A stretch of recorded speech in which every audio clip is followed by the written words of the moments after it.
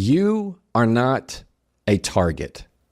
You are not somebody's punching bag. You are not somebody's outlet for all of their frustration and their anger and their insecurities that have been built up all their life.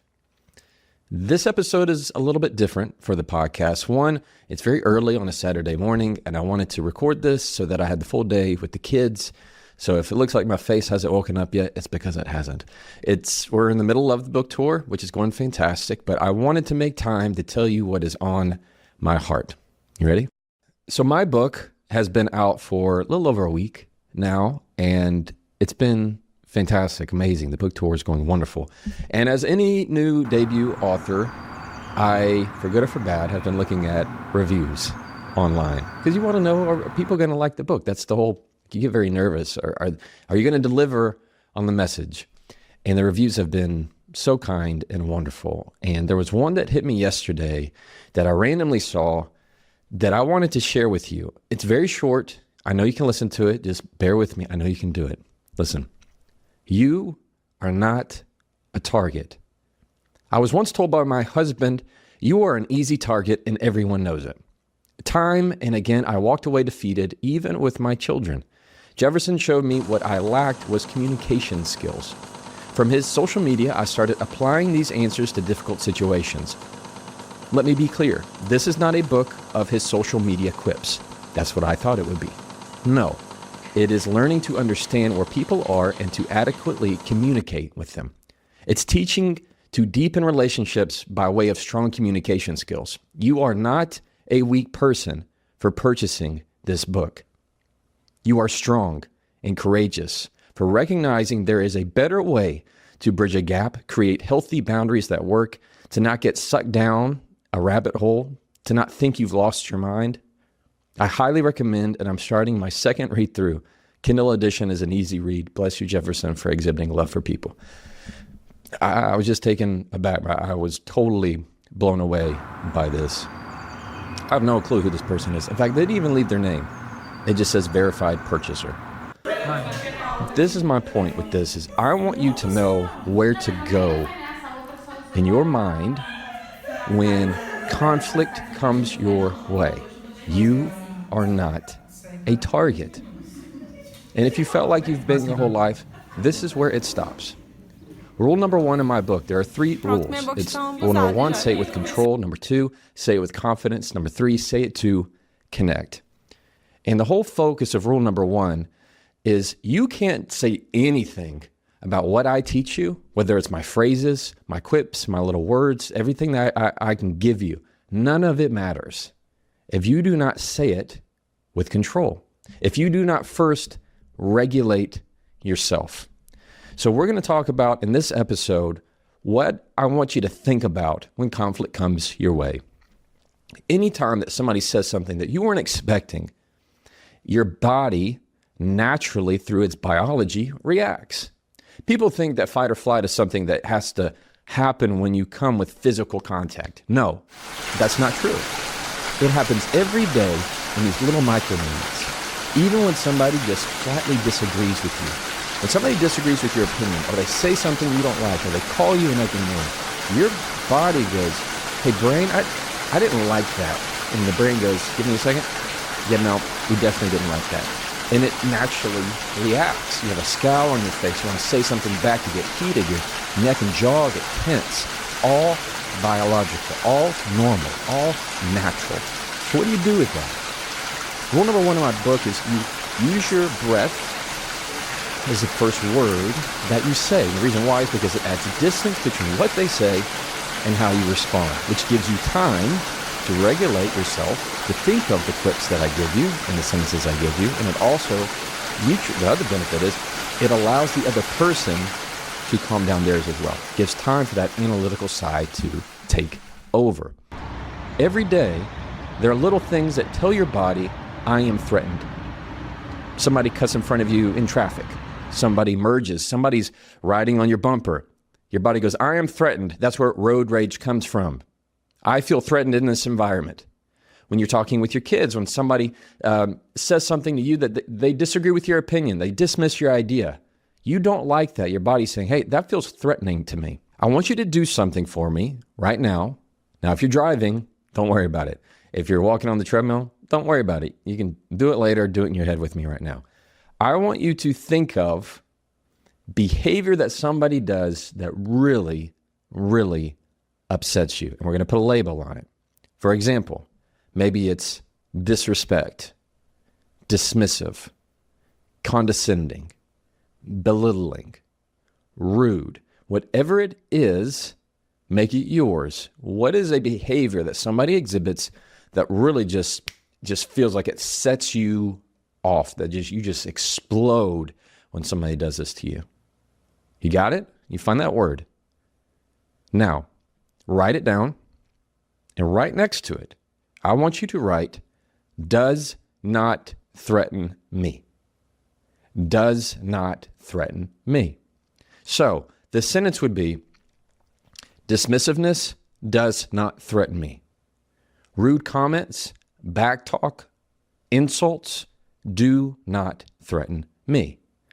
This is the mindset I want you to have when this kind of stuff comes up in your life. Why? Because it is telling your body of, hey, when somebody raises their voice, that doesn't threaten me. When somebody calls me that, the way I'm reacting and telling my body is, hey, this does not threaten me. That's what you're doing with your breath in that moment. That's why we give it time to tell your body what is happening in front of me is not a threat, right? It's this idea that you've seen the big animals, whether it's a lion or an elephant or something, they have like maybe a little dog or something. They just go, what is this?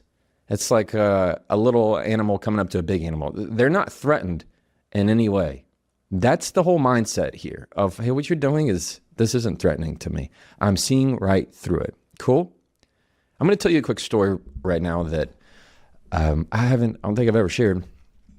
This was, maybe 3 weeks ago or so. And where was I? I think it was in San Diego airport. I was in the San Diego airport. It may have been San Diego. Everything's blending together at this moment, and it's early. Give me a break.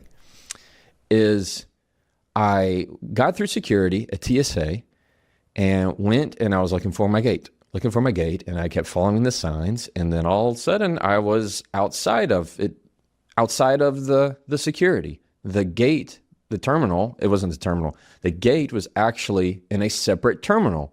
And I just walked myself all the way through. I'd already gone through security. I'd already gone through all the check and the getting your stuff out and ready and giving your ID.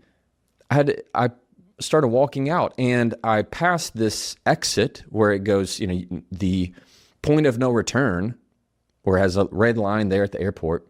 And I walk out of it, and all of a sudden, this is me by myself, and I look and I say this out loud. I go, oh my gosh, I got to do this all over again.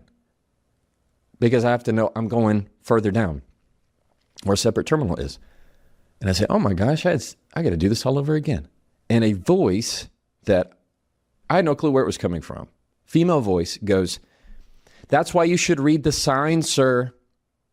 And I'm trying to find who that is. And I turn and look. And as I'm looking, she goes, you have no one to blame but yourself, sir. That's why we have signs. I don't know if you're feeling this, just hearing it to me. Just the way the tone came across was so condescending and unexpected and unnecessary. You ever had that? That's why we have signs, sir. You have no one to blame but yourself.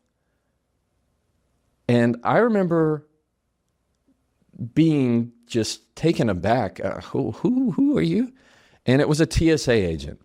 Now, if you're a TSA agent, I know not everybody is rough and can be terrible. And I'm an attorney, for crying out loud. Not all attorneys are bad. There are some TSA agents that are wonderful. There are some people that are bad. We all have bad apples in every profession. This one right here, this lady, she was a middle-aged lady, just looked so smug as soon as she said that. And this is what my body wanted to come back with some really good zingers in that moment. I wanted to say a few things to her because it was really rude. It was unnecessary. And this is what I did. Of course, I have to practice what I preach, right? I looked at her for like 5 seconds, trying to figure out, did she say that? And I just give it time. And now she's sitting back and blinking and looking at me. Her smile is gone. And this is what I asked her. I said, how do you feel when you say that kind of thing to someone? Does it give you joy? That's what I said, like verbatim. And immediately she got red, and just got red in the face and apologized right there. I didn't have to prompt anything. She goes, I'm sorry, sir. You're right. That wasn't kind. You're right, sir. I'm sorry. Yes, you can find the terminal if you go straight down. And now she was in helping mode. You can go right here, and this is where it's going to be. I would say, oh, well, thank you very much. I appreciate that. All right. Well, you have a wonderful day. You are not a target. You are not somebody's punching bag. You are not the outlet for somebody to release all of their frustrations and their angers and their smugness on you. These tools work. This is why I talk about them. That's why I feel so passionate about sharing these. You had the choice right in that moment when somebody says something ugly, when they're the TSA agent in your life, how are you going to react? What are you going to say to that person? Are you going to allow them to just press your remote control and manipulate all your emotions? I had a choice. You have a choice. Is that going to ruin your day? I just can't believe you'd say that. Excuse me? Are you talking to me? You see how it easily could go the other way when you give in to that fight or flight, when you don't use your breath, when you don't regulate yourself. If you do not say things with control, it doesn't matter what kind of tip I can give you. It's not going to work. It ain't going to work. You have to say it with control. You are not a target. I hope that this is a good reminder for you, wherever you are.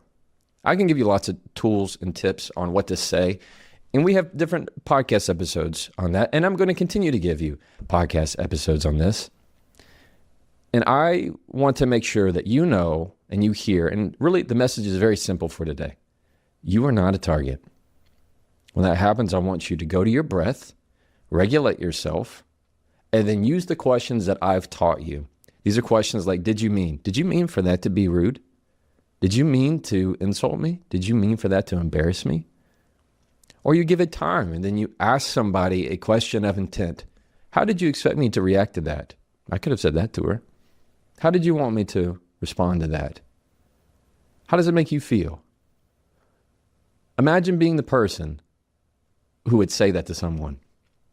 These ways of responding to rude behavior that is actually not a response. It's a question.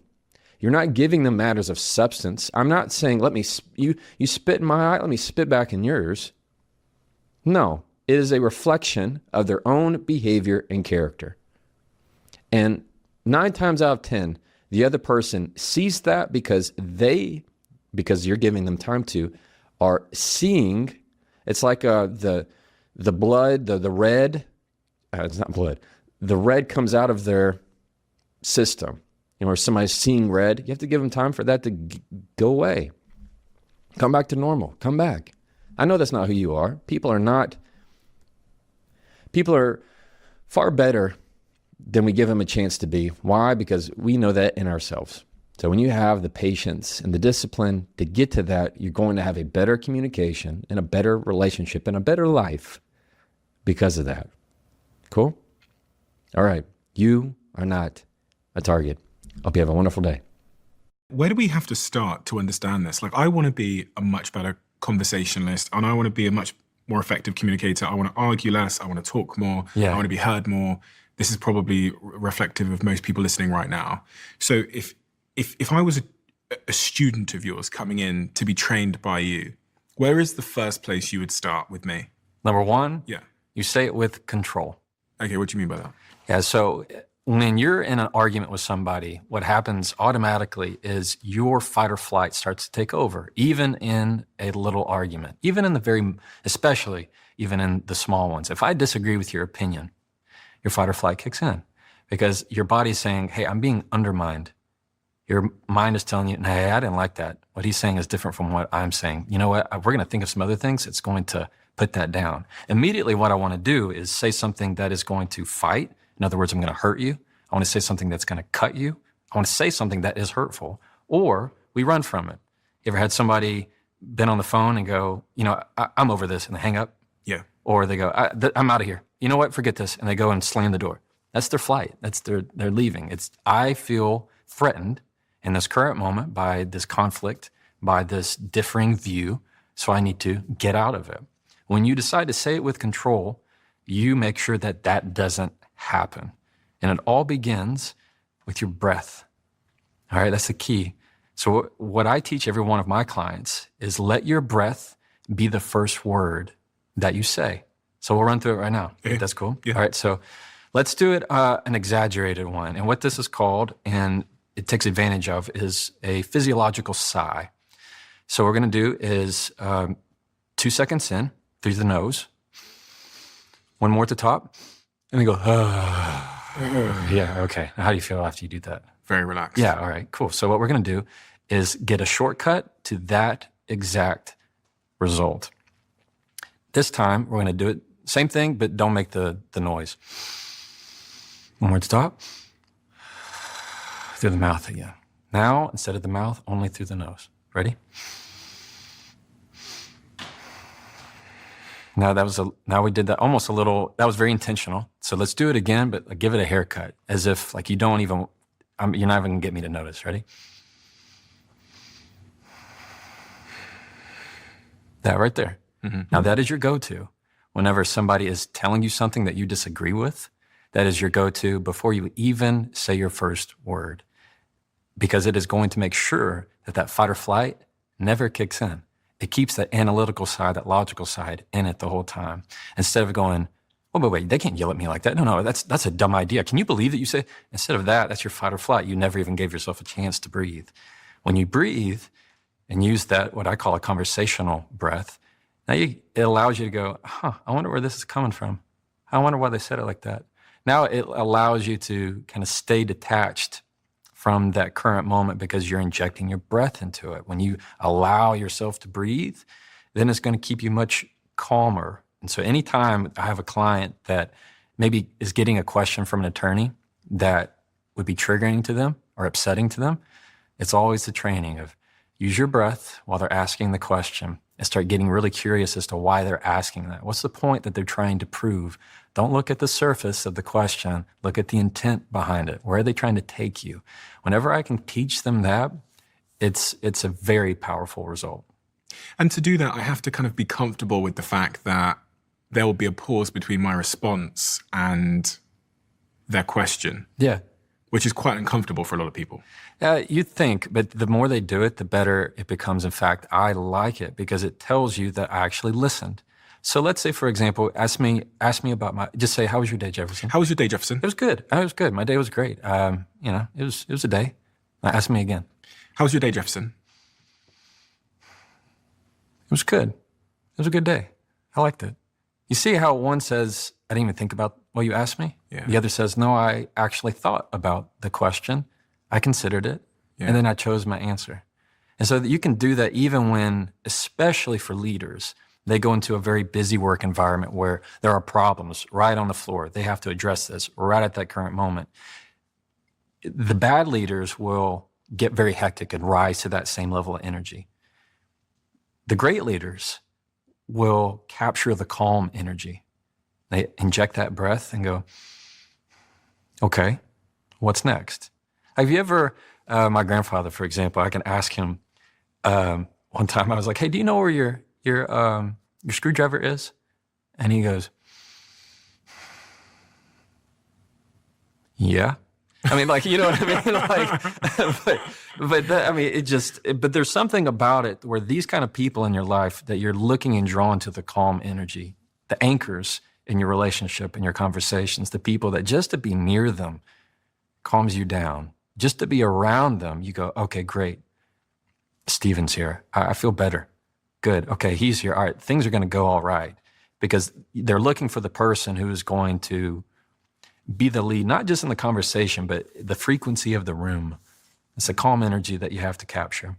When you took that pause when I asked you how your day had been, two interesting observations I had. The first is, whatever you were about to say next, I trusted more. Yeah. Because you'd had some time to think, Exactly. and you weren't just spewing out your like automatic response. So I thought, oh gosh, what's he going to say here? And there was this element of like, he's really thinking. He's like, he really cares about giving Yes. me the honest answer. And the second one is, I was just so much more intrigued. Right. Because I could see you thinking. So I thought, this is going to be an interesting response. Yeah. And that was all in that 1 second where you took a breath.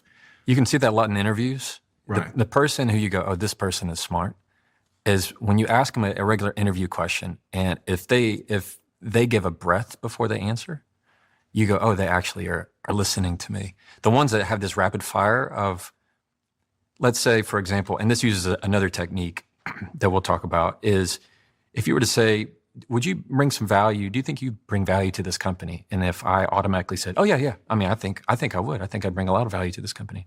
Versus, I'm confident I bring a lot of value to this company. Like you hear all of a sudden, you go, that's my person. They actually heard me, considered it, and I'm really curious about what they're going to say next. There's something in the contemplation, which means that I believe you checked. Yeah. Like it's a simpler way to describe it. In that second example where you paused and said, yeah, I bring a lot of value to this company. I was like, he actually checked. Exactly. He like checked. He believes it. So I believe it. Right. And that's why every time I teach a client and I'm preparing them for their deposition, what they call a depo. When you say a client, who do you mean? You mean So people that hire me in my law firm. Right. And now that's translated to me doing it on my phone and teaching people in my own membership, is I would say, okay, let your breath be the first word. And once you do that, you're going to be, the other person's going to go, oh man, they really listened to my questions. See, attorneys, we want to get you. We want to get you in a rapid fire. We want you to answer very quickly. Even better is when you start to step over my question and answer the question that you think I'm already going to ask. But when you do that, that means you're not listening. You're not listening. But when I can get a client to stop, breathe, and go, yeah, you know what, that's not fair. I had a client, Elizabeth, who one time when I was prepping her, I would act as the other attorney. So I do that often to help get them and simulate what's going to happen. I would say, all right, Ms. Carson, come on. I need you to answer this question. That's true. It's fair to say you didn't see that other car, did you? And I kind of start to push them. That gets them really nervous. You know, they're, oh my gosh, and their nerves get up. It's because they're not breathing. When people start to shake, they're just not breathing. And so she didn't know what to say when I'm prepping her. Come time after I taught her about her breath, same question. Somebody said, and I knew this attorney, I knew he was going to ask that question. He said, it's fair to say you didn't see that other car. And she took a breath. She goes, no, that's not fair to say. I mean, I just left it at that. I mean, and he just couldn't really do anything with it. But the bigger thing was it gave her the confidence of saying, no, I listened. I see where you're going with this. I'm not going to go there. And so it helps you navigate and empower you really with the tools of making sure you're always saying it with control. Another part of saying it with control is slowing your words down. When people talk really fast, without thinking about it, it gets us kind of anxious. When somebody is talking really, really fast, you're like, okay, I'm trying to understand you. It's harder, let's say, I mean, I like hip hop, I like rap music. If you listen to somebody who's rapping really, really fast and you can't understand a word they're saying, you kind of like, oh, okay, I'm lost in this song. I like the beat, that's great, but I can't understand what you're saying. People that slow their words down shows a lot more effectiveness when you communicate. So let's illustrate this. I want you to say quickly with almost some exasperation, I already told you I'm not going to do that. Say that real quick. I already told you I'm not going to do that. Say it louder. I already told you I'm not going to do that. Perfect. Now, what I want you to do is slow it down. Slow it way down. Each word, you don't have to have the disdain with it. Mm-hmm. Just slow it down. Say it again. I already told you I'm not going to do that. Say it even slower. I already told you I am not going to do that. Oh, man, that's awesome. Yeah. So you see how without the emotion, Yeah. you sounded even more in control. Yeah. Somebody who goes, I already told you I'm not going to do that, says, I have maybe 5% control. But if I slow it down, same thing, and I say, I already told you I'm not going to do that. Now I sound like I have 100% control. This is the person you go, whoa, okay. They're not moving off their spot. They're not somebody I can't press their buttons and control their emotions that way. What type of person struggles with this? Somebody who would be not aware of their emotions, not aware of their triggers. Somebody who just, let's put it as a lack of awareness of certain things.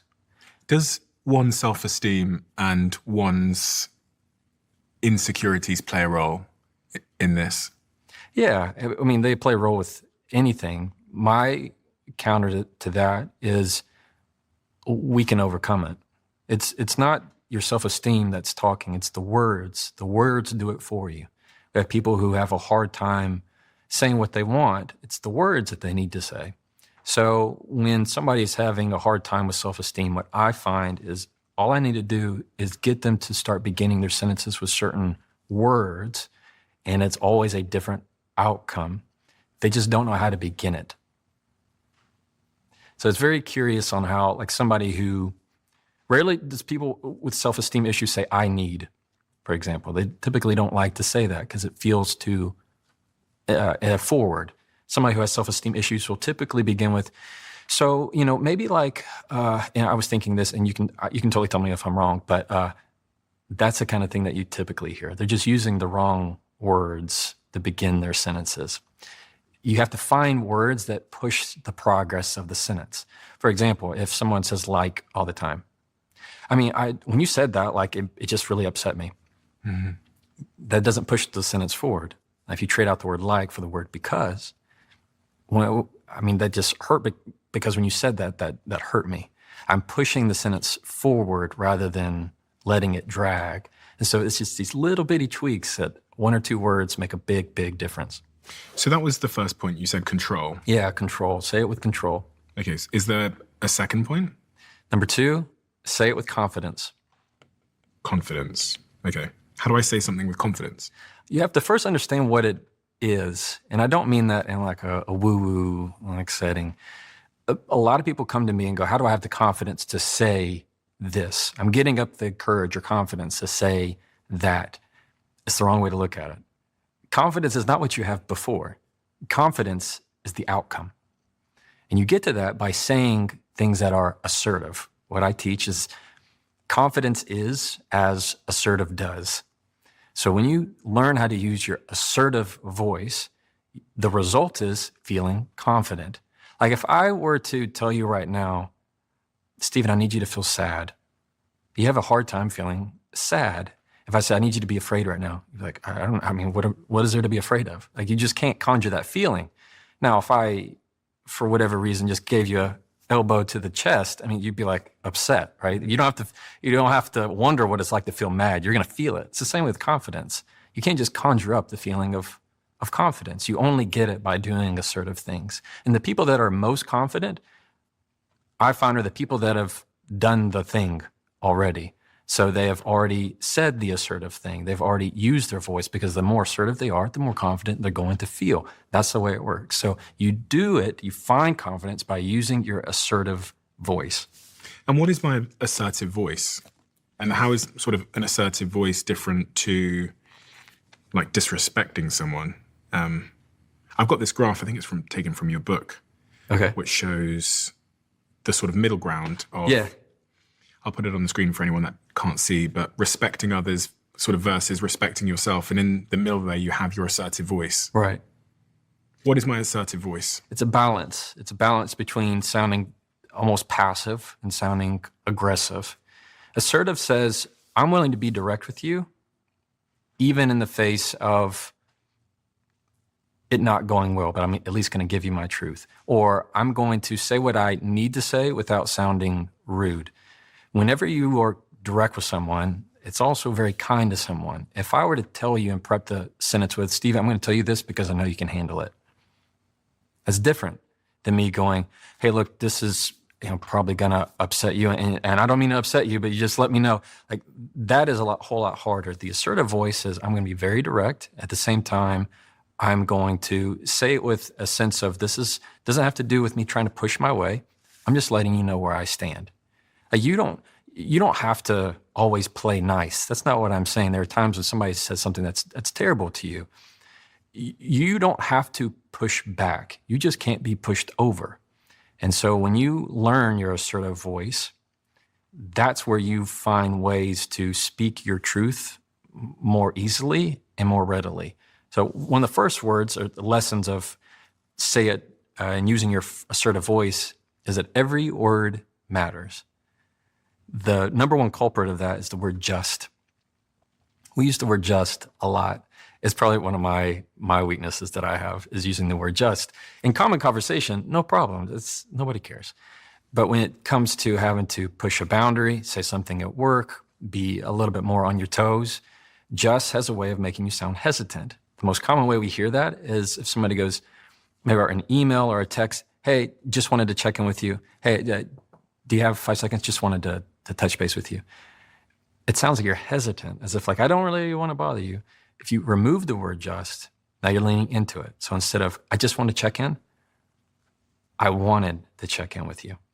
That's a lot more forward progress rather than just using the word just. But every little word matters. You've had those texts where somebody gives you like a whole paragraph. I don't know how to respond to this. What I teach is that the longer your answer, the more questions you're going to get. The longer that conversation's going to go, the longer the argument's going to go. So you have to find ways to say more with less. You have to find ways to say more with less. So does the amount that I speak have consequence? Yes. There is it's this idea of the more words it takes to tell the truth, the more it sounds like a lie. Like the more you have to say to explain something to me, the more I start to assume you don't know what you're talking about. And we have this way of I guess they call it word vomit, where you talk a whole lot. People get lost in your sentences.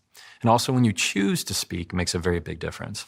Like, have you ever been in one of those meetings and there's always this one person that has to throw in their 2 cents? They always have to throw out their idea or be the devil's advocate or have something to say at every single issue that gets brought up. Most of the time, those are the people that are honestly the least connected to what's actually happening, or at least part of the conversation, because they want you to know how smart they are or how many people they know. These are the same people that name drop like every other sentence. The person that is like, I was talking with Stephen the other day. Oh, you know Stephen, right? Oh, yeah, great guy. And they start to name drop just so you know how many people that they know. Insecurities are very loud. Confidence, on the other hand, is very quiet. Insecure people have the need to say everything so that I sound more believable. So you'll know how much I know and how smart I am. Confident people have the urge to say nothing because they have nothing to prove. Like if you disagree with me on something that I know to be true, I wouldn't be nearly as affected. Let's say, like we both have on a black shirt.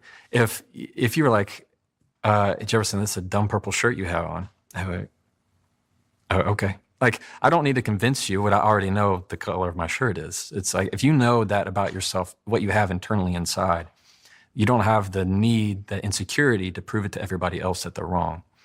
The confidence is very quiet. The people that are typically the most looked to are the people that say the least.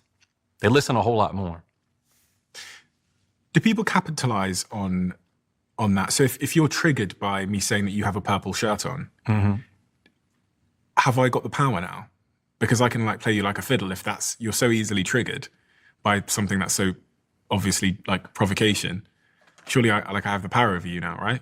No, I mean the people that are not emotionally intelligent, the people that don't have the emotional awareness, yeah, you can press their buttons and play them like a fiddle, and because what they've done is that would be like me giving you the remote. Say here's the remote to my emotions. Go ahead, play them. Press that button. Oh yeah. Oh, you made me angry. How dare you? Instead of handing out remote controls, you get in the habit of giving out manuals.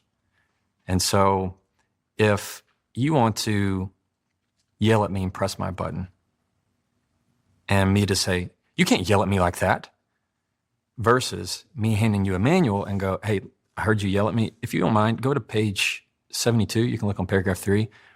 I don't respond to that volume. Like you're giving a whole different mind shift of this is what I tolerate and this is what I don't tolerate. Do you have a lot of people pleasers coming to you? You know, Yeah. Yeah. People pleasing is very hard. And the thing is, you can please people, just make sure that you're one of them. And that's the harder part is people say, I'm always saying yes to things. I don't know how to say no to things. I don't know where to go with this. That's a whole lot harder. Using your assertive voice helps with that in a lot of ways. And it is about trying to make sure that when you people please with people, you have to find a way to set a boundary that is going to protect yourself. And that's easier said than done. It's interesting. I started my first proper business when I was about 18 years old.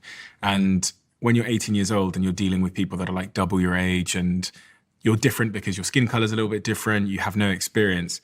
I was talking to the guy that was cutting my hair yesterday because he's a young black man starting in business. And you were aware that every conversation you're having to some degree is a test. Yeah. It's like a test of how much you value yourself, how much you believe in yourself, and how much you believe in what you're building and what you're saying. And it's an interesting way to think of life that like every conversation is actually a test of your conviction. And I was talking to my barber about how I've changed over time and how business has made me become more direct and more assertive than I was when I was 18 years old. Because like I wouldn't have survived in some of the rooms that I'm in with like very eccentric billionaires who have done this for 40 years before me. If I didn't have that assertive voice, if I wasn't able to look them in the eye and say with calmness and a slower pace what I believe to be true. It's so interesting. Like it's just thinking about how so much of our life is about developing this ability to assert what we believe without the just or the caveats or the excuse. Yeah, where they also go into trouble is when what I see a lot are people that over apologize. I find that is big with people pleasers, where they say, I'm sorry in every single sentence. Hey, so sorry, I'm just now getting back to you. Sorry, I just now seen this. Oh, I can't come, so sorry. Like they start to apologize for things that are not a mistake. They apologize for things that are not errors. And when you start to over apologize with every little thing, without you knowing it, it's slowly, drip by drip, corroding your sense of self-esteem, your sense of self-worth. Your self-worth is not tied to how little of an inconvenience you can make yourself. By always saying, hey, so sorry, I don't mean to bother you, I just have a quick question. Instead of the over-apologies, what I teach is use words of gratitude. So instead of the, so sorry I'm late, even though you're like 1 minute late. Thank you for waiting on me. Or thank you let's say it's an email. Thank you for giving me the time to think on this.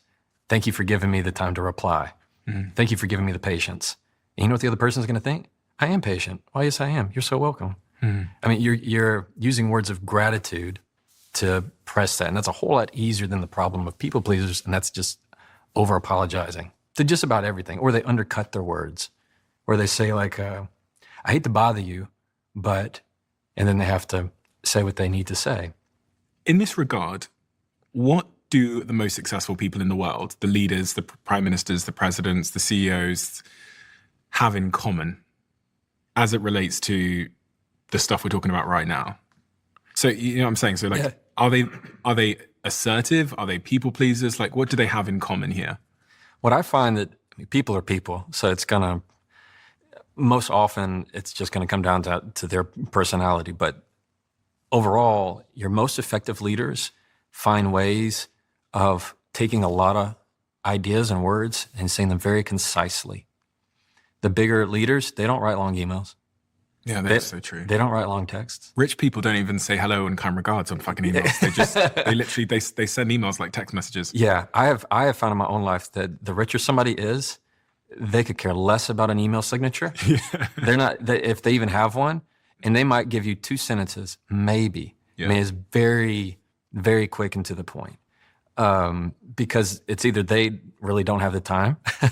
It's not really that. It's they want to have the appearance of being they're direct, and they don't see that as an offense. They don't see that as an insult. They see that as that is the way that I'm going to operate. They don't write long emails. They don't write them in a way that's going, hey, just want to put this on your plate. And if I'm wrong about this, you can totally let me know. And I have a question about this. What's number 3 then? So you've given me 2. Yeah, we say it with control, say it with confidence. And 3 is say it to connect. These are how do you have these difficult conversations with somebody? How do you find ways to say what you need to say in one of the most difficult times? That gives a lot of people anxiety if they know they have to have a difficult conversation, even in weeks ahead, especially the day ahead. They're just dreading it. Mm-hmm. So how do I say something to connect? Yeah, what you want to do is get really curious about the other person, but not just so much that. There's a framework that I can even give you. So we can go a step further. There is a frame, and I call them conversational frames. When to connect with somebody, it is a fancy word. I think connection can be overused at times. It just means I say something that you can understand and you acknowledge me. That's all we're looking for. It doesn't mean that everything's happy. It doesn't mean that's a Hallmark card. Like, I can connect with you and still be upset at you. My dad used to tell me if I disagree with something, he would go, you don't have to like it. You just need to understand it. I mean, that right there was a great example of allowing me to connect with him and giving me the space to disagree. If you were to begin your sentence with, I'm not asking to change your mind, or I don't need to change your mind, it's almost like a relief before you say the rest of what you need to say. Now you're not in that combative fight or flight of, do I have to defend myself at any time? So connection is this way of setting up conversations that is going to get you more of what you want. We talked about the frame. Here's how to do it. And this is the most effective tool that you can use for a difficult conversation. Number 1, you're going to begin with telling them what you want to talk about. Number 2, you tell them, and this is the most important, how you want to end the conversation, what you want to walk away from. And 3, you get their buy-in into that conversational frame. This is what it sounds like. Let's say I need to come to you and talk about something serious. So first I'm going to say, what we need to talk about. Stephen, I'd like to talk with you about some comments you made at last Thursday's meeting. 2, I'm going to tell them how I want to walk away. It sounds like, and I want to walk away from that conversation with the understanding that's not going to happen again. 3, I'm going to get their buy-in. I'm going to say, that sound good? You're going to say, yeah. Now you know exactly where we're going. You know exactly what we're going to talk about. You know when that conversation's going to end and how it's going to end. And now I have your buy-in. And it's like almost an invisible contract when somebody goes, yeah, that's good. We can talk about that. They don't want to leave it. They don't want to break their word. So they know that they're going to be stuck in it. Mm-hmm. And then is there anything I need to be aware of when I have that difficult conversation with them so that I'm successful in getting to that outcome? Number 1 would be set the goal of knowing where it's going to end. That is the hardest, probably the biggest downfall of the difficult conversation. People expect them to go how they had it in their head. They want the conversation to happen just like they had it while they were brushing their teeth that morning or driving on the way into work. They're like, okay, I'm going to say this, and then they're going to say this, and you expect everything to go just how you had it in your head. But as soon as they say that one thing you weren't expecting, all of a sudden they disagree with you, and you go, wait, that's not how it's supposed to be. They were supposed to say this. They were supposed to say I'm right. They were supposed to say they're wrong. I mean, how's this going to go? And then it begins to falter like that. Because when we go into those sort of difficult conversations, whether it's with a colleague or our spouse or whoever it might be, much of the objective, I think, for some of us is to win the conversation. Yeah. In whatever definition of winning one might have. Is endeavoring to win a conversation a good idea? I teach that you never want to win an argument. And this is why. When you look to win an argument, you will often lose the relationship. Like if you set out to only prove people wrong, yeah, you might win the point, but you will lose the person. You know, being right doesn't keep you company. Let's put it that way. When I look at his arguments as only something to win, all I've won is really the first step to apologize, typically, when you set out to win it. Because most arguments aren't really won, it's just they're won by forfeit. Somebody goes, I'm over this. Or you said something that was really hurtful that makes them say, I don't want to, we're done. I don't want to talk about this. An argument eventually burns out. That's what happens. But when you set out to win, you will lose the relationship. Like if you and I are in an argument and I say something that's really hurtful and then you leave, you hang up the phone. What have I won? Yeah, I mean, I've won awkward silence now when we pass each other in the hall. I've won that awkward feeling. Now I have to pick up the phone and apologize. I still have to find a way to probably work with you or live with you. What have you proven? When has ever you go on to social media and disparage somebody's political belief ever changed their mind? Ever? There's been so many arguments that I've had with like my girlfriend where I have quote unquote won and I felt like shit. Yeah, you will. Because she might come to me and say, do you know what? I understand your point and I'm sorry.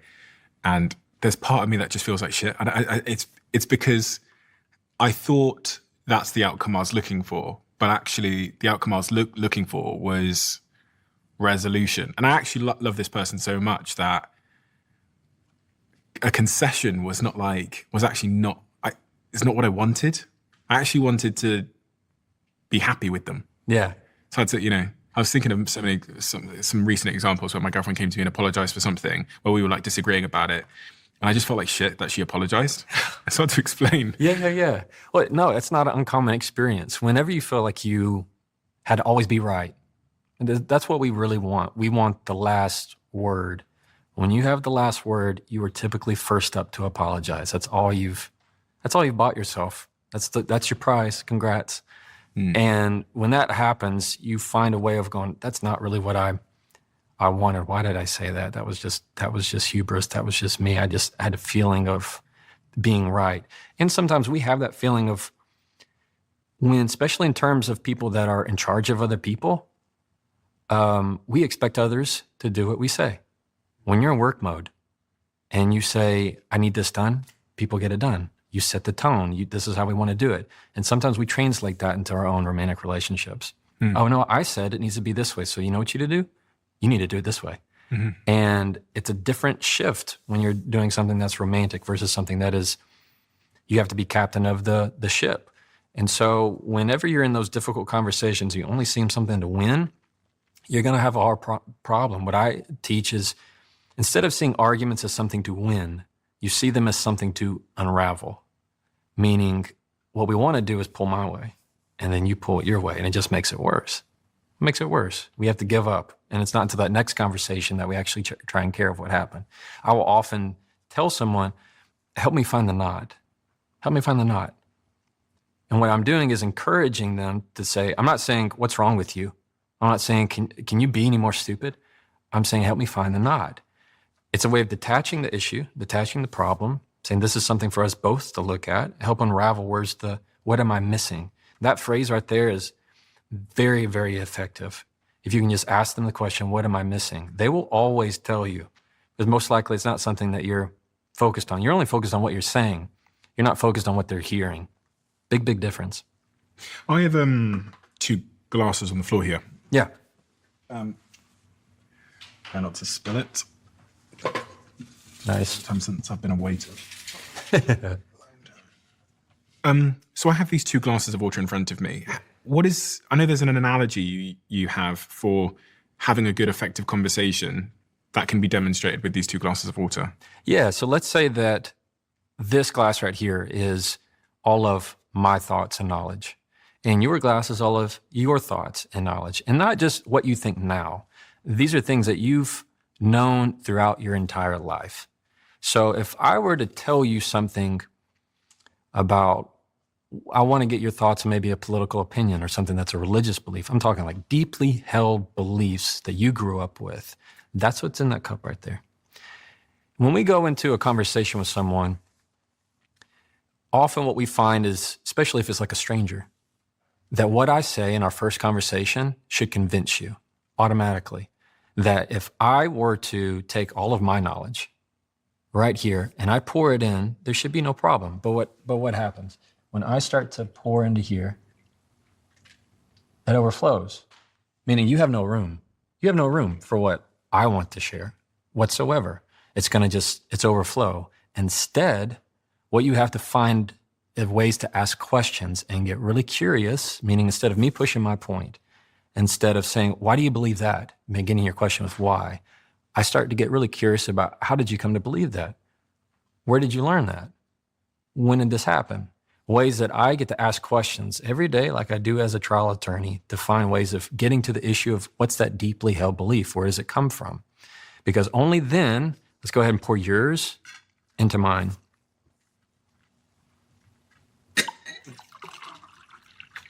There you go. Perfect.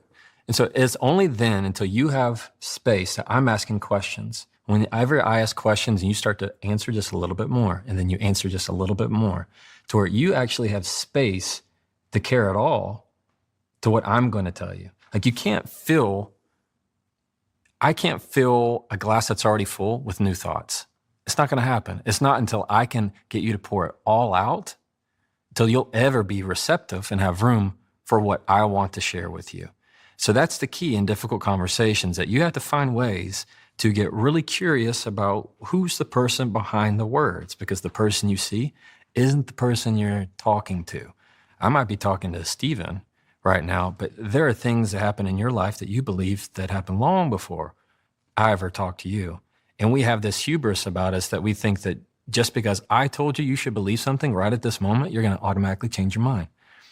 Minds don't get changed in one conversation. They happen over a year of 100 conversations, 1,000 conversations before anybody will ever be receptive to what you have to say. So what's like a real world example of this idea that you might not be talking to Stephen, you might be talking to something he's dealing with? Yeah. So let's put it in terms of, I've had a client before. This is not let me rephrase that. I had a deposition before where I was talking to a witness, and he was a huge mountain of a man. His name is Bobby Lepre. I'm talking, Steve, he was huge. His hands, I mean, I looked like I was physically deficient in every way next to this guy. And it didn't matter what I asked him, Stephen, he got mad at me. I mean, I was asking him basic things like, where were you born? Okay. And where'd you go next? And what happened next? And every time he would just get angrier and angrier. And eventually I had to ask him, I said, do you need a break? And he said, no, but I got something to say. And I thought he was about to just flip the table on me. He was just so furious.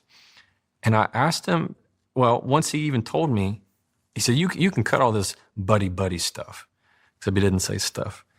And he said, you lawyers, you attorneys, you're the worst thing to happen in this government. You're the worst thing to happen. So you can go on and ask your stupid questions, but I don't trust you as far as I can throw you. Well, instead of taking that bait, which most people wanted to do, I asked him a question. I said, what am I missing? What are you struggling with right now in your life? What's been your biggest struggle? And they have to answer questions in a deposition. And what I learned was that big old Bobby Lepre, this huge guy, had just put his mother in a nursing home. And he was the only one to take care of her. His dad had died. His brother was off. And he had been getting letters for months about his mom and her home from lawyers about foreclosing, making demands, debt collection, all these things that he just didn't understand. And so right then in that moment, I represented everything he knew about the law and lawyers and everything else. And so the person I saw was an aggressive, mad witness. The person I was talking to was a worried son.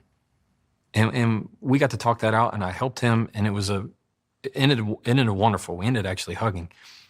But every day you have these micro moments of the person you see is not the person you're talking to. The waitress that looks like she's being rude and dismissive is actually worried because she should have gotten off 2 hours ago, and her mom is still keeping her kids. Or you have somebody who, even in the workplace, who seem like they're a little bit short on their phone call with you. Somebody who looks like they're aggravated, actually their day began because he and his wife are going through a divorce and they stayed up all night arguing. Everybody has a struggle that you can't see. They're having a conversation in their head that you were not invited to.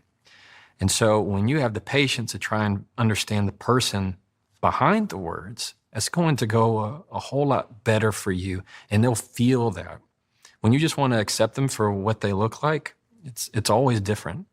Like if I were to tell you were wrong about something, for me to change your mind, like right now, I most likely am not saying that Stephen's wrong. I'm saying your parents are wrong.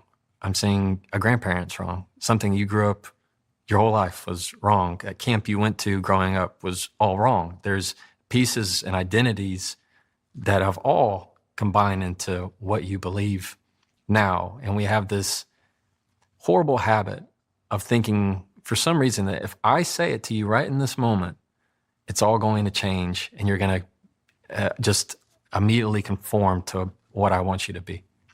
Being triggered is a hallmark of that, isn't it? Like when we say, oh, they're like easily triggered, it's really you're scratching at an open wound that might have been there many years ago. I was reflecting as you were speaking about a particular friend that I have who I remember a conversation with him in the middle of the pandemic where he like turned to me and said,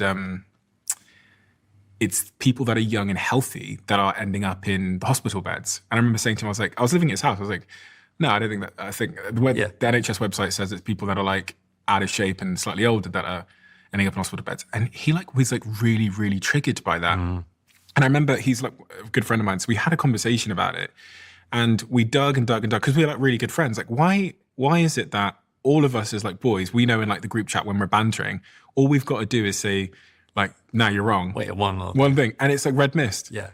And we had like a really open conversation about it over the last like year and a half. And he said, when I was younger, all of the teachers thought I was stupid. And also I then got bullied on the playground because people thought I was stupid. And then I found text messages from my grandmother to my mum where they said I was stupid. And then I found on my report card, they'd basically written me off. So 30 years later, when we're having a conversation, just a trivial conversation about the pandemic, when I go, no, I don't think that's right. And I like pull up the website and stuff. And he gets like sees the red mist, as me and him call it now. It all stems back 30 years to this experience of on the playground. So like you said, it could be proving someone wrong. But in that case, it's actually like proving the bullies right. Yes. It's proving all the people that hurt him right. Yes. And it's showing up 30 years later as this red mist. The story ends with him going to a therapist and speaking about it. And he's resolved it now to the extent to which he can, where now when he feels that feeling, he's able to point at it. He knows what it is. And so it doesn't make the decision. Right. Knowing your trigger is one of the biggest ways to defend against that, to know your trigger. And it's funny how, just like your friend is telling you, so many things in everybody's life goes back to the playground. Like we can remember that thing that one kid said, like right now. You can probably remember it. What somebody said in high school. Came straight to mind. And it's been years, but you remember it and it lives with you for that long. Of just simply what they had said in that moment, that you've created that identity, that's a trigger. And if you tend to hit somebody with a trigger, it's different. Like you can always, it's very telling in the courtroom when somebody takes a level 1 conversation and they ratchet it up to a level 10. It's very disproportionate. And it tells you that there's a conversation happening in their head that you weren't invited to. It tells you that something else is going on. And when you have the patience and the discipline to find that person, rather than just fighting the surface, you will always have a deeper connection with that other person. If you're dealing with someone in your romantic relationship at work, whatever, that is easily triggered in that regard, what advice would you give to the person dealing with that person who is like continually easily triggered? They see the red mist all the time. It's almost impossible to talk to them because they immediately just flip to 10. Yeah. They avoid the difficult conversation. You feel now that you can't even have that conversation with them because they're immediately going to gaslight you, or they're just going to go straight to 10 and they're going to be flooded. Right. You know, that phrase that I've heard before about like when the brain gets flooded, like they just get overwhelmed in there. Yes. What do you do with that kind of person? You just curious or? Well, I don't want to just say curious because I think that doesn't do it justice. One would be you have to delay what they said from when you respond. You have to add a lot of distance there, because if you continue to engage and go, why can't you talk about this? What's wrong with you? That will only spiral it more. What they're going to hear is something is wrong with me, something I am feeling is bad. When in that moment, their body is fighting. Their body is going, I feel threatened. I feel anxious. I got to get out of here. And it's happening in micro minutes that there's nothing you're going to be able to say that's going to help that trigger aside from you allowing them the space to have it. So that means you're going to find ways to approach conversations with that in mind. So one would be adding distance and not addressing it in that current conversation because they're triggered. You don't want to do that. You want to find it in the second conversation. So in the first one, you can easily end it with, hey, we can drop it, not a problem. We can talk about it later.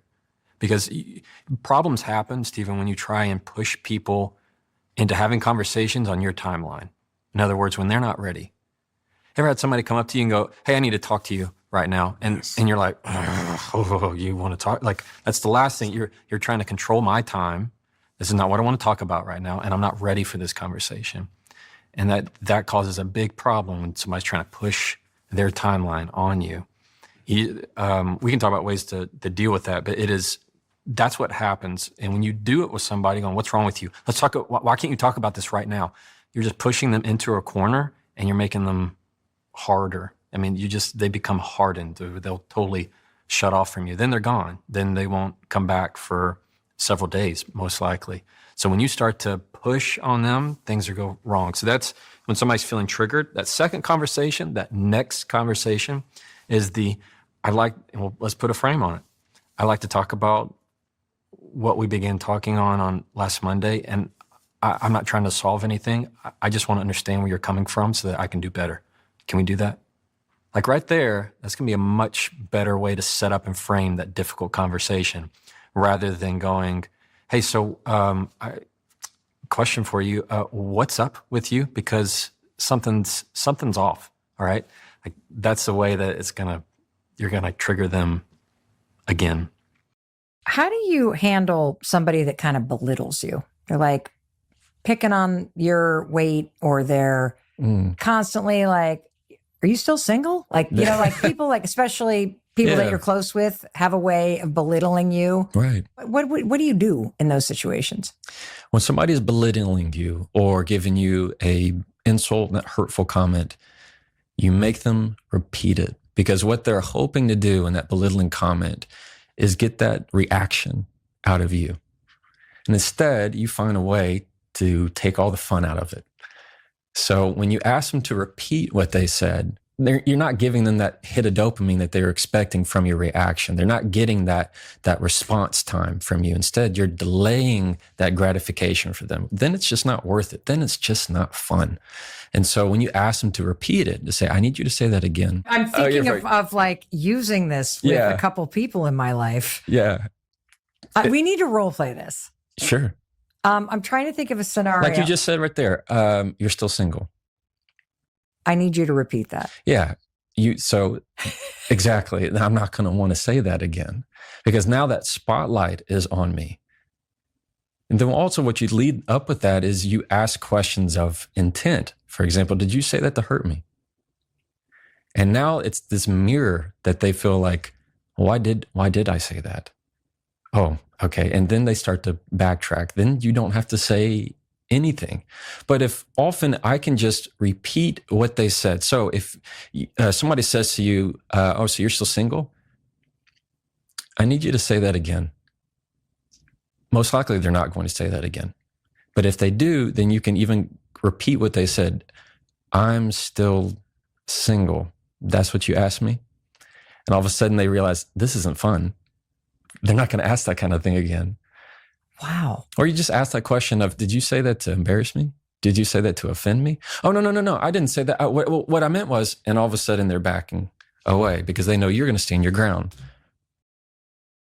Wow.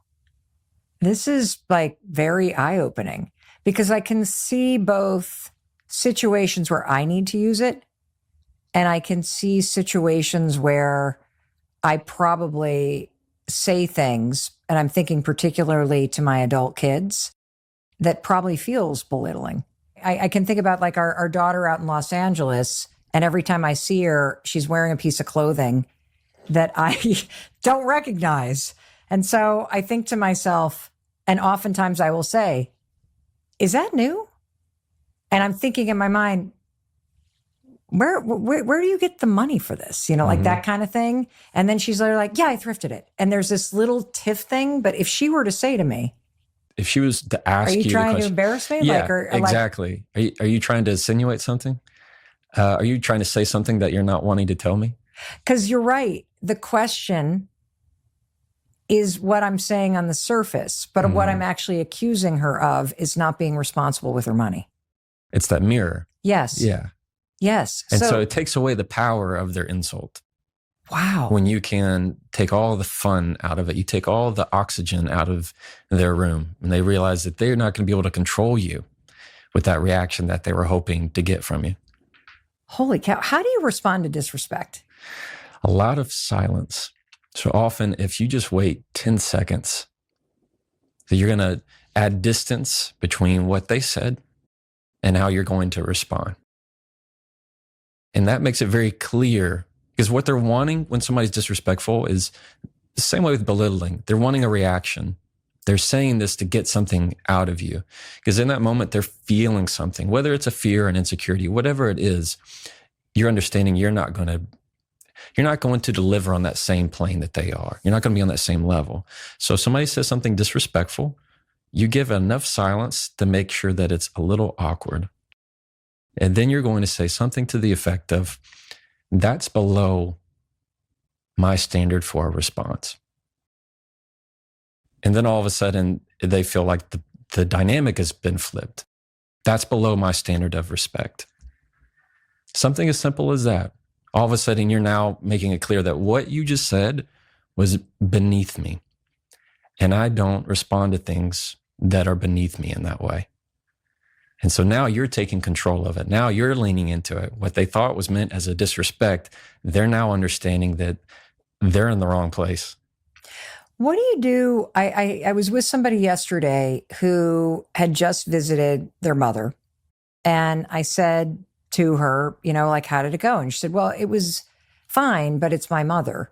And the thing that drives me crazy is she is extremely disrespectful to anybody that is waiting on us at a restaurant, like so much so that the owner came over and said something to her. Is there a way to respond when someone else is throwing a fit or is being disrespectful? You know what I mean? Like somebody's getting testy at the airport and they're with you. It's not a complete stranger. Is there something that you could say to somebody in that situation? Depends how your relationship is with that person. I would advise that whoever they're disrespecting, you don't join in it and you make it clear that that is not your behavior. So you're going to be a person that is kind to this person. So I've had it before. My grandfather came with me to Walmart. This is a terrible time. And he was in a bad mood and he was crotchety to everybody we talked to. But I was the one that was, thank you so much for helping us. I appreciate it. Thank you so much. Being overly, hey, I understand. Thank you. Making that eye contact with this other person. If this other person's not having a good time. And then you have that conversation. I had to have that conversation with my grandfather. And how did you do that? I had to put a boundary, a very firm boundary of, if this is the way you're going to talk to people, I can't come with you. If you don't change the tone in which you're talking to people, Papa, I can't come. And so it was, what am I saying? You're not being respectful to people. Yes, I am. I would not be telling you this if you had been respectful to people. And it's just having this conversation where they need to, it's the people you love, and often you have to be their biggest mirror of protecting them also for how other people see them. And so I love my grandfather. I want other people to love him. And that means I also have to make sure that I need to prepare him in a loving way of being very direct. If this is how you're talking to people. Has he changed? He has. Wow. We also just don't go to Walmart. So when someone is quote unquote attacking me or saying nasty things about me that I don't believe are true, or maybe it's just, I don't like their way they're saying it, and I don't want it to penetrate my heart and my soul and be reactive and defensive and rigid and frustrated and all these things. When the brow goes like this. Yeah, exactly. One of the psychological or therapeutic strategies that I've learned is to imagine either a field an energetic field around me that I can see it, but then it bounces off. Okay. The words, the intention, the energy, it comes and then boink, it just goes around me and Right. like water off a duck. I feel like there's a Star Wars reference, but yes, Yeah, I think that's exactly. exactly right. Yeah. Or what I'll do is I will separate the ego from the self, and I'll have the ego over here next to me psychologically. Yeah. An image of it, the ego of me here. Yeah. I'll say, oh, they're just speaking to the ego. Yeah. The detachment. They're just, they're speaking over here. Right. They're not actually speaking to me. Yeah. They might be looking at me, but it's just redirecting right here. Right. And, oh, this doesn't affect me. Yeah. They're talking to that guy. Yeah. And I saw, I think it was Selma Hayek one time talk about this. She was giving an example somewhere online about how, if someone spoke to you really poorly in Spanish and you don't speak Spanish, you're not going to get defensive. Right. You're just going to be like, well, okay, I have no clue what this crazy person's saying to me. Okay, so just act like it's a different language. Right. There's just different ways of like separating yourself from the hurt I like that too. or the potential pain. Yes. What have you learned to support yourself psychologically and emotionally and spiritually Yeah. when this feeling of panic, stress comes your way, or when potential attacks come your way emotionally? So very similar to yours, in my mind, I visually have a trash can next to me. Oh, okay. All right. And I can see it. It's one of those big, huge gallon ones. Yeah. It's the black, Sure. shiny. Open it up. You got it. Yeah. And I see what they're saying is just a shoot. So I can see the words coming and I'm sifting because the issue they're telling me is not the real issue. And so if I hear something that's offensive, that's not nice, okay, that's trash. In my mind, I grab it with my right hand, lift up and throw it. Wow. Like that's cool. what I'll do with my thoughts. And I'm sifting to where if they might have led with something that was snarky, which our inclination is to grab onto that and send it back to it. Yeah, send it back and be like, I got a good one coming. Instead, you got it. Instead, if I throw that one away, if I just trash it, and then I found the one word that they said at the very end, towards the end, and that was the one word. And then if I focus on that word, then it all starts to kind of crumble. But I just imagine a trash can. You talk a lot about how to respond to toxic people or bullies. What is the way as an adult to deal with a toxic person or a bully? When you're dealing with bullies, we all know from growing up, it's these people that have unmet needs from when they were growing up. Same thing in everyday workplace. When you're dealing with somebody belittling you or being rude or condescending, when they do that, what I want you to do is to ask them a question. And it's a question that they're not going to be used to. And it is, you're asking them to say it again. Whenever you ask them to repeat it, it's something they were not, number one, they weren't expecting it.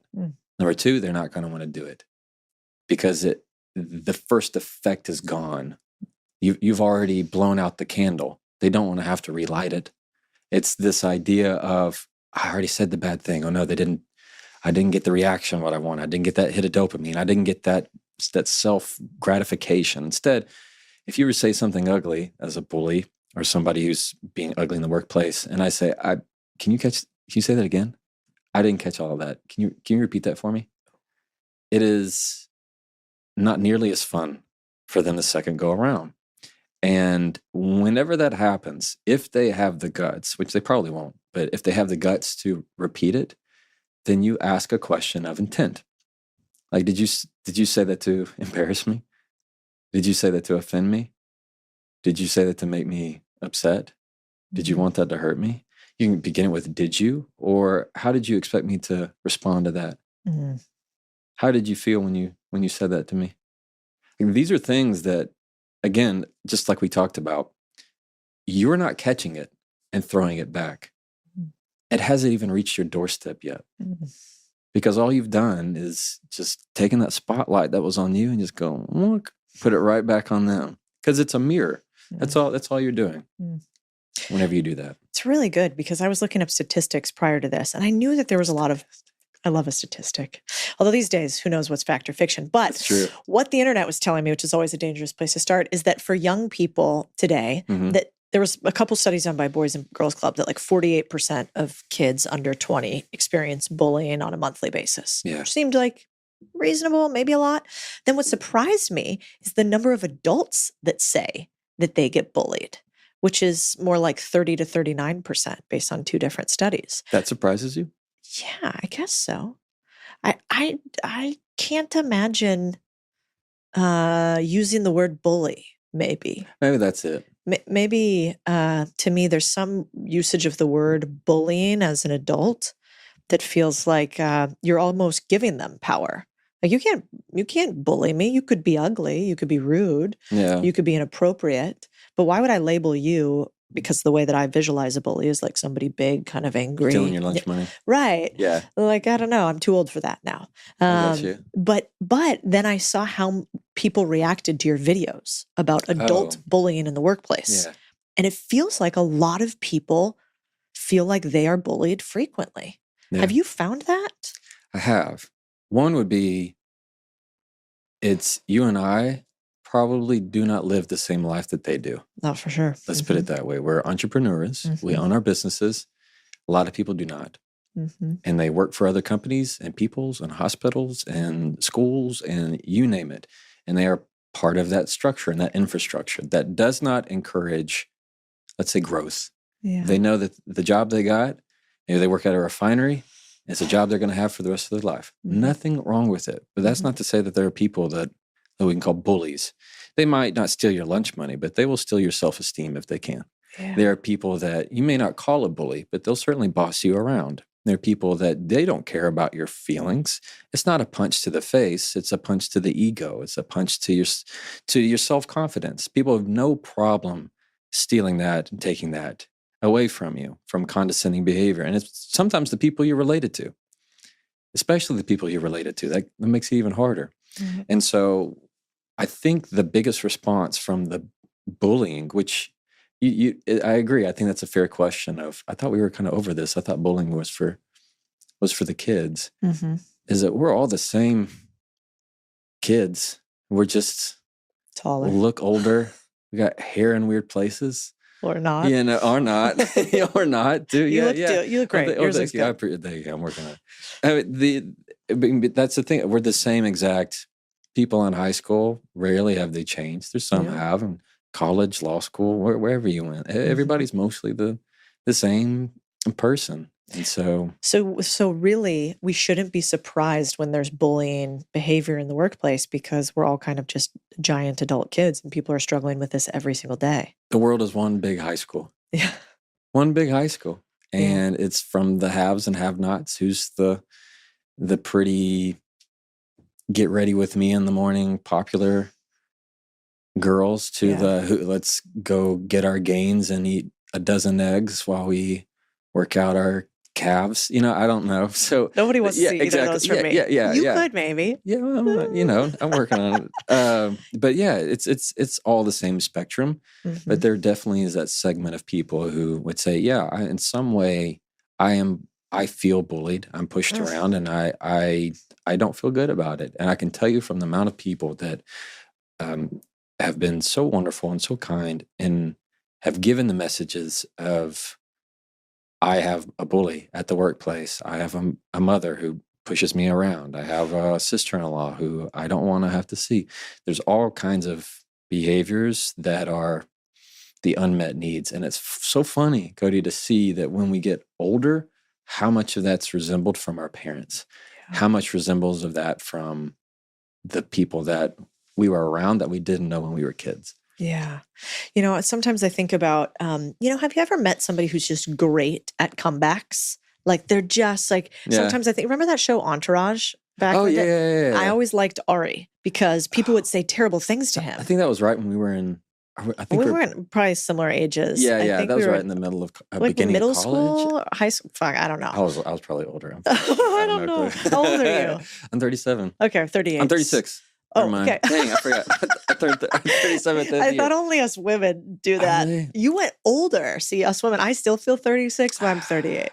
I'm cool with getting old. So I Yeah. always think I have to scale back. Yeah. Is what I typically have to do. Well, I remember watching Entourage and how he would respond, and he would always have these amazing comebacks. Yeah. And I was never that type of human. I think like a lot of us, somebody says something really terrible to you, and you think in your mind, I'm going to do all these things. I'm going to say it back. Mhm. What you actually do instead is nothing. That's usually what I do. I just like in my head, I'm saying everything, and in person, I'm collapsing and not saying anything very cute or Right. smart Right. back. And so I was wondering, when somebody comes at you with an insult, how do you do quote unquote comebacks as an adult? You give it about 5 to 8 seconds of nothing. I hate that. They'll hate that. Mm. I know it feels uncomfortable to you, but it is one of the most powerful moves you can make. When somebody is insulting you, where you lose is you send the zinger right back. So let's say you're at a 3 and they send you something that puts you at a 5. We have a choice. Do I rise to the level of it, or do I keep it there? Because if you rise to the level of it, then you just justify them to go to a level 7. And it ratchets itself up to where really the person who speaks loses. They're the first up to apologize. That's all. Like there's this unspoken rule of who has to apologize first in any relationship. Yeah. Or who's expected. And it's typically the person who spoke the last, because they're determined to say the worst thing, because that's how they win. They have to say the mean thing. They have to throw it right back. So that's how they win the argument. But insults in particular are ones that when you give it 5 to 7 seconds of nothing, it just lets those words fall. A lot of the time, that's all it takes, because they have to hear their own ugliness out loud. They were hoping that you would catch it, Cody. That's what they're hoping. They're hoping you're going to go, boom, boom, and just send it right back to them. And then when they get hurt, they're going to go, oh, that hurt me. How dare you?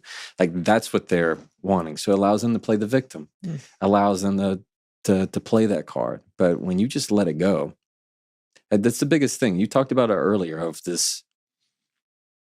Whenever you can, it is a big power move when you can clue into somebody that what they say could not ever threaten you. It is such a move that doesn't matter what you tell me. That's not a threat to me. You want to raise your voice? That doesn't impress me. It doesn't impress me much. It doesn't matter. Whatever it is, that they can't do anything with it. I don't care what you tell me. It's not going to threaten me. It's not going to make me rise up. And that's the person who's always controlled, and the other person will always look unreasonable. Yeah, that is a real superpower. So, okay. So somebody says something ugly to you. You pause 3 to 5 to 7 seconds, something like that. And then what? What if they come back? Cool. So when they insult you, number 1, I want you to give it 5 to 7 seconds and nothing. Number 2, you're going to ask a question of intent or outcome. What were you looking for when you said that to me? A lot of the times that is nothing for them. They're not going to do anything. They just will stammer over themselves. Number 3, it doesn't matter what they tell you or give you, just walk away. That's that ending part we were talking about of just let it go.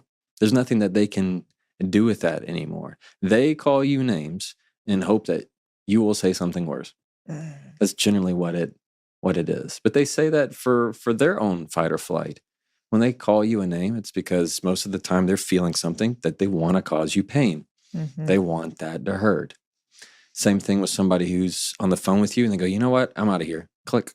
Or I can't, get me out of here. And they leave the room. That's their flight. It's the same thing. They say it's like picking up a pen and wanting to throw it at you.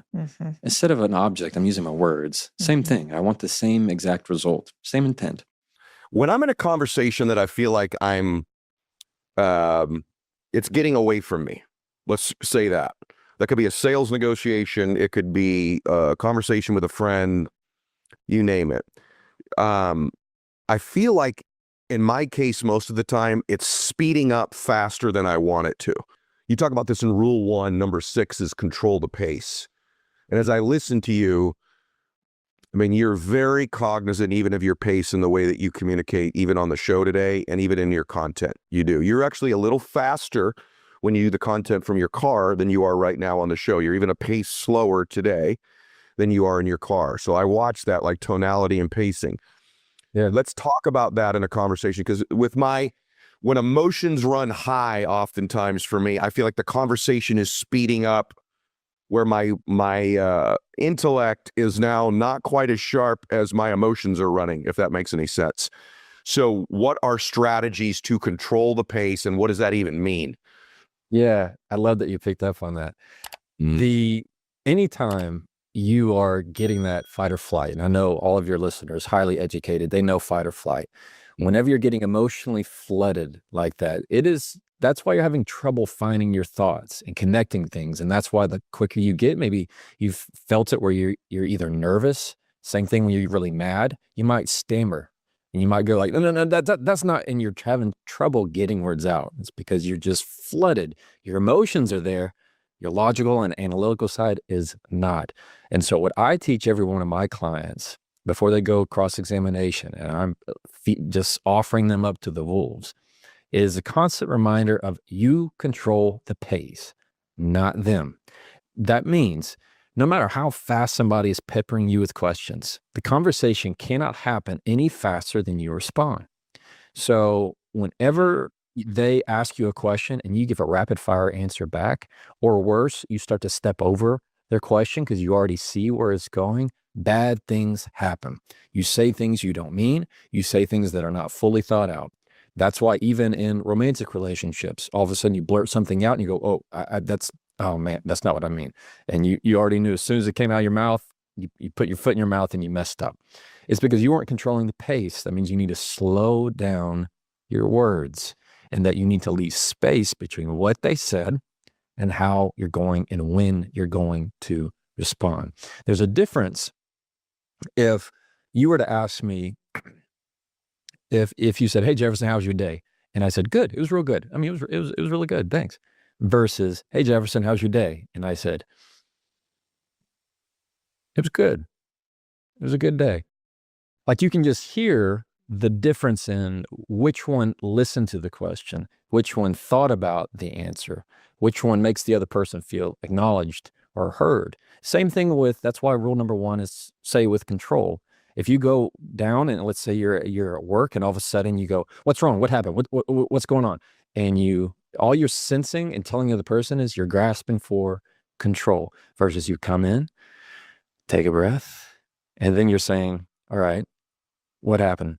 Give it to me." Like, people are looking, like we said, for those emotional anchors. So what I teach is let your breath be the first word that you say.